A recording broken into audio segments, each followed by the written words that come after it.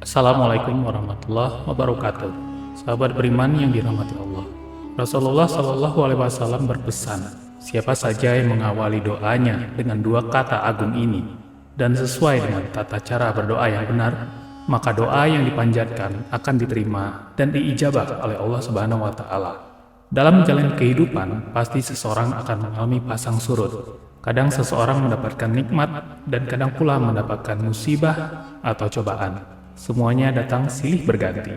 Ujian setiap orang berbeda-beda tingkatannya.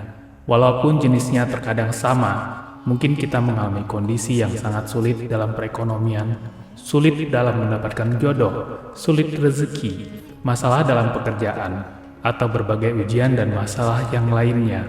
Setiap cobaan yang kita hadapi adalah baik untuk kita, karena dengan cobaan kita bisa sadar diri untuk kembali kepada Allah. Bisa jadi kalau hidup kita selalu mulus, kita lupa sama Allah. Hingga pada akhir hidup, Allah menghinakan kita dengan cobaan yang besar. Bahkan dengan neraka yang kekal. Karena selama hidup kita melupakan Allah.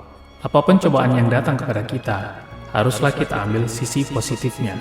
Seperti dengan cobaan ini, kita bisa lebih dekat kepada Allah. Kita bisa lebih sering berdoa kepada Allah. Dan kita bisa lebih sering mendekatkan diri kepada Allah Subhanahu wa Ta'ala. Sahabat beriman yang dirahmati Allah, ketika Anda sudah berdoa siang dan malam, tapi Anda merasa bahwa doa belum dikabulkan oleh Allah, sehingga muncul rasa lelah, menyebabkan malas berdoa. Ketahuilah, Allah itu sangat suka dengan hamba yang berdoa, selalu meminta kepadanya setiap saat, setiap waktu. Cara kita minta kepada Allah adalah dengan terus meminta, mengemis, bahkan dengan cara menangis. Minta sama Allah ketika Allah belum mengabulkan doa itu. Tandanya Allah sayang sama kita. Allah tidak mau doa kita berhenti. Allah ingin selalu mendengar tangisan kita dalam meminta.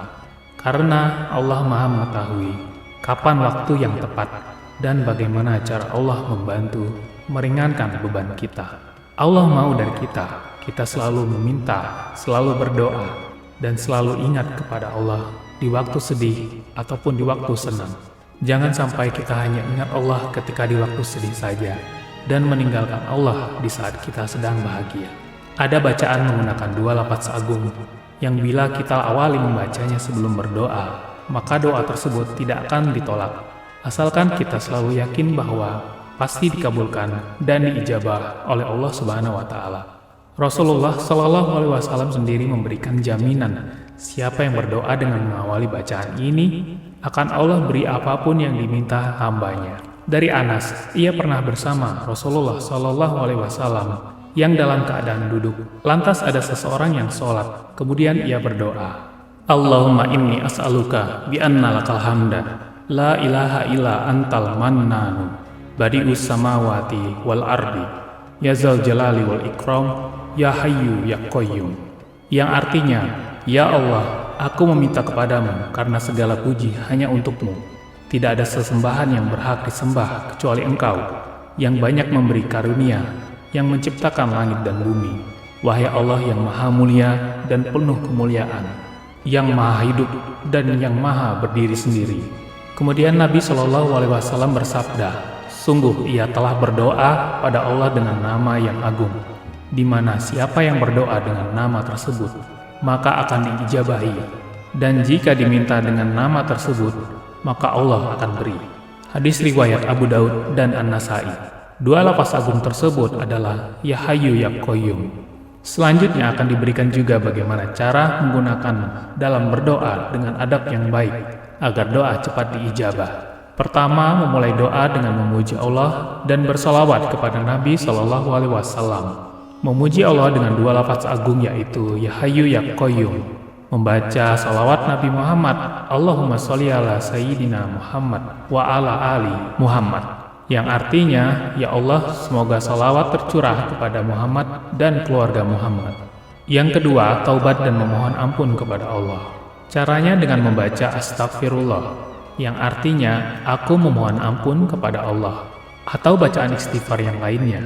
Astaghfirullahalazim, allazi la ilaha illa huwal hayyul qayyum wa atubu ilaih. Yang artinya aku memohon ampunan kepada Allah yang Maha Agung, Tidak ada sesembahan yang berhak disembah melainkan Dia yang Maha Hidup dan Maha Berdiri sendiri. Barang siapa yang mengucapkannya, niscaya akan diampuni dosa-dosanya, walaupun ia lari dari medan pertempuran. Hadis riwayat Al-Hakim. Yang ketiga, mengulang-ulang doa dan merengek-rengek dalam berdoa. Ibnu Mas'ud mengatakan, Rasulullah Shallallahu Alaihi Wasallam apabila beliau berdoa, beliau mengulang 3 kali, dan apabila beliau meminta kepada Allah, beliau mengulangi 3 kali. Hadis riwayat Muslim.